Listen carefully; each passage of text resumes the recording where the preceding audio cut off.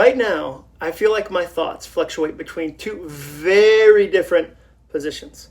Position number one, things are going to go back to normal soon. Everything is going to be fine. There's great opportunity hidden in the midst of uncertainty. You can do this. Position number two, things will never be normal. Everything is terrible. Well, the clothing store I worked at in high school, Maurice the Pants Man, we sold pants. Rehire me? You can't do this. All hope is lost. Now, the cool thing is that some days I have both of those thoughts in the same exact hour, if not the same exact minute. This is the weirdest season ever. I just keep saying that word over and over again. Weird. This is weird. How weird? That's weird. You want weird? I'll give you weird. Weird, weird, weird. Fortunately, I wrote a book about overthinking, and I learned an awful lot about changing my thoughts. I can't wait for you to read it. It comes out in April, and I think it's going to help a ton of people who really feel like they're overthinking everything.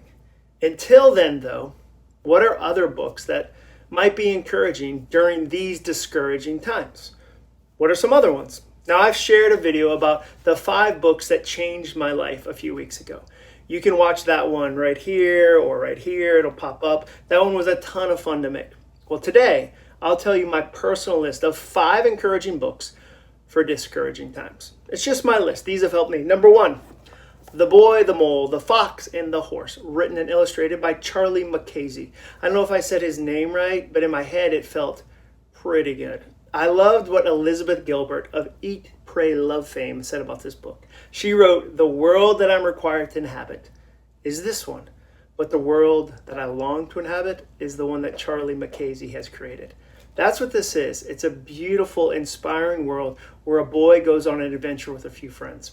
It reminds me a little bit of Winnie the Pooh in that it sneaks up on you with deep wisdom. And it's been reviewed 23,000 times on Amazon, so it's done okay.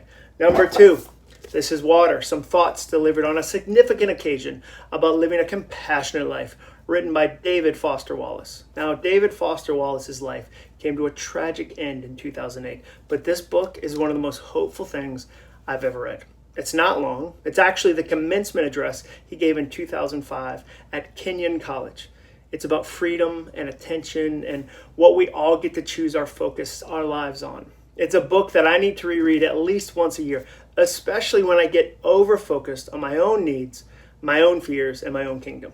Number 3, Positivity. Discover the upward spiral that will change your life. Written by Barbara L. Fredrickson, PhD. That's always nice. This is the most scientific book on the list, but don't let that fool you. This is highly readable and highly practical. Dr. Fredrickson is a professor of psychology and neuroscience at the University of North Carolina at Chapel Hill. I quoted her in my new book because she's one of the leading scholars on the subject of positivity, and I wanted to go beyond all the motivational cliches you often see about the topic. My favorite part of this book, which I won't spoil for you here, is her positivity ratio. If you want a no-nonsense, nonfiction read on positivity, this is the one. Boom. Number 4, Rules of the Red Rubber Ball, written by Kevin Carroll. I love Kevin. I saw him speak live more than a decade ago and bought this book immediately. Have you ever done that? Maybe saw a TED Talk online or went to an event and really connected with the speaker? That was Carroll for me. He has this infectious spirit and outlook on life. He's worked at the NHL, ESPN, Nike, and Starbucks. His words have actually appeared on 17 million Grande Cups. That's a nice fact. That's a fun fact. This is one of those small, powerful books packed with hope. I love the design too. It's really beautifully designed. Look how this page just folds out like an accordion. Gorgeous, gorgeous stuff. Last book on my list, number 5, What Do You Do with a Problem? Written by Kobe Yamada and illustrated by May Basom. I didn't say those words right. Another children's book though. Do you see a theme here? When I'm feeling discouraged, I want something colorful and creative and simple. If you've got a 600-page book about encouragement, just lifting that is going to bum me out. Books like this, on the other hand, are paper serotonin. I first discovered Yamada's work when I read What Do You Do with an Idea?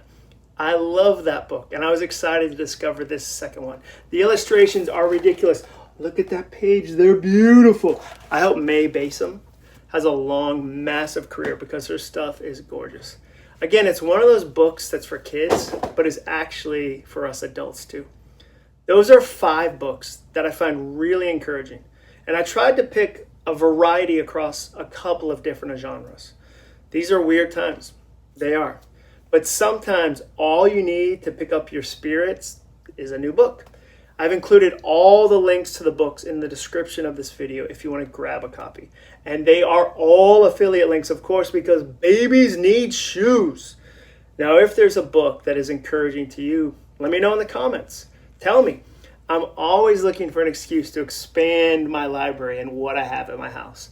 Don't forget, ring the bell so you never miss a video. Number 2, please hit like and make sure you subscribe for encouraging, actionable videos you can use to build the life you want. Thanks for watching this.